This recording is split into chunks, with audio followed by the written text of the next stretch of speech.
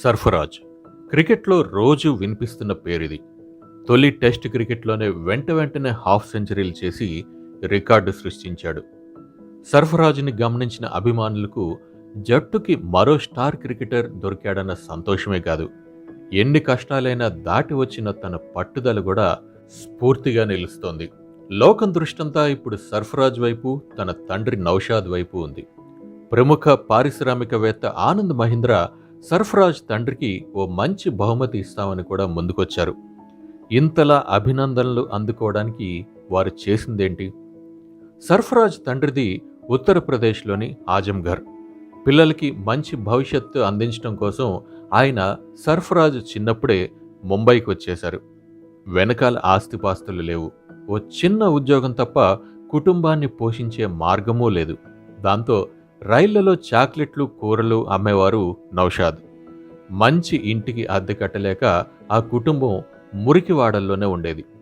అక్కడ జీవితం ఎంత దుర్భరంగా ఉంటుందో ప్రత్యేకించి చెప్పక్కర్లేదు కదా.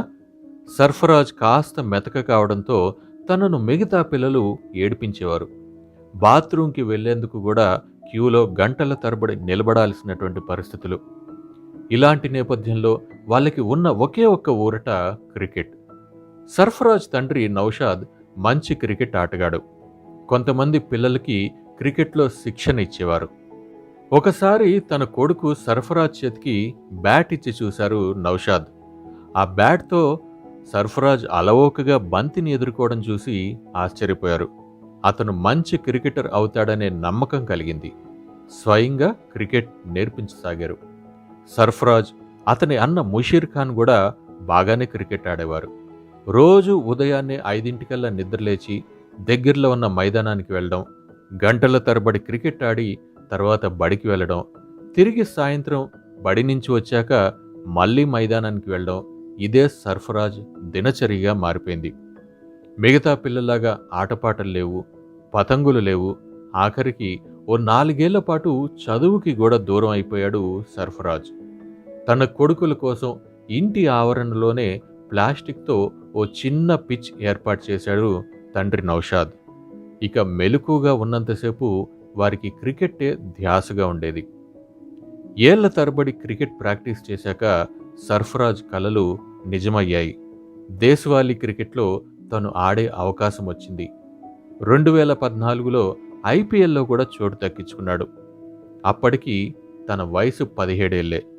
అతి చిన్న వయసులో ఐపీఎల్లో అడుగుపెట్టిన క్రికెటర్గా చరిత్ర సృష్టించాడు. ఇక జాతీయ జట్టులోకి వెళ్లడమే తరువాయి అనుకున్నాడు గాని ఒక్కసారిగా అన్ని వైపుల నుంచి తలుపులు మూసుకుపోయాయి. అప్పటికే జాతీయ జట్టులో తీవ్రమైన పోటీ ఉండటం, తనకు ఎవరూ గాడ్ ఫాదర్ లేకపోవడంతో ఐపీఎల్ దగ్గరే సర్ఫరాజ్ ప్రయాణం ఆగిపోయింది. ఇలా 1-2 కాదు, దాదాపు 10 ఏళ్లు వేచి చూడాల్సి వచ్చింది సర్ఫరాజ్కి.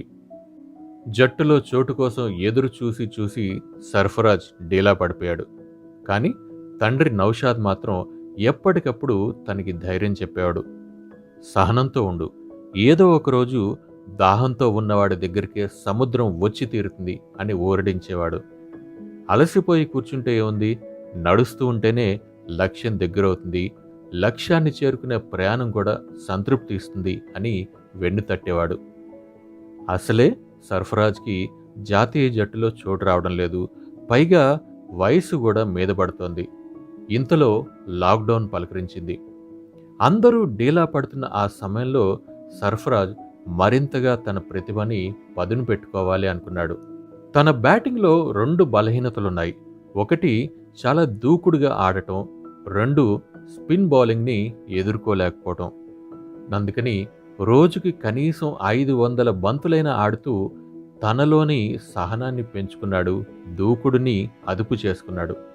ఇక స్పిన్ బౌలింగ్ ఎదుర్కొనేందుకు 1600 కిలోమీటర్లు తిరిగి మీరట్, కాన్పూర్ లాంటి ఎన్నో చోట్ల స్పిన్ బౌలర్లను కలిసి వారి బౌలింగ్ని ఎదుర్కోవడంలో మెలకువలు నేర్చుకున్నాడు. ఇంత జరుగుతున్నా తనకి నేషనల్ టీం నుంచి పిలుపు రాలేదు. అలాగని డీలా పడనూ లేదు. తన మీద తనకి నమ్మకం, తండ్రి అందిస్తున్న ప్రోత్సాహం అవే తనని ఆట నుంచి దృష్టి మరల్చనేలేదు. ఒకవేళ నేను జట్టుకు ఎంపిక కాకపోతే మరేం పర్వాలేదు నాన్న. మనం హాయిగా రైల్వే స్టేషన్ల దగ్గర ఏమన్నా అమ్ముకునైనా జీవితాన్ని గడిపేద్దాం అని తన తండ్రికే భరోసా ఇచ్చేంతగా రాటు తేలిపోయాడు సర్ఫరాజ్. అలాంటి సమయంలోనే తనకి పిలుపు వచ్చింది. అది కూడా ప్రతిష్టాత్మక ఇంగ్లాండ్ జట్టుతో జరిగే టెస్ట్ మ్యాచ్ కోసం. జట్టులో చాలామంది ఆటగాళ్లు గాయాలతో దూరం కావడంతో తను ఆడే అవకాశం వచ్చింది. ఆ మాత్రం పట్టుచాలు తనకి, తనేమిటో నిరూపించుకోవడానికి. ఇక ఆ తర్వాత జరిగిన చరిత్ర మనందరికీ తెలిసిందే. ఇంతకీ సర్ఫరాజ్ కథ చెప్పేదేంటి? ప్రత్యేకంగా చెప్పేదేముంది? స్పష్టమైన లక్ష్యం, దాన్ని చేరుకునే ప్రణాళిక, ముందుకు సాగేందుకు కావలసిన కసి, డీలా పడినప్పుడు భుజం మీద చేయి వేసి ముందుకు నడిపించే ప్రేమ. ఇవి ఉంటే చాలదా లోకంలో ఏ లక్ష్యమైనా మన ముందు నిలబడగలదా?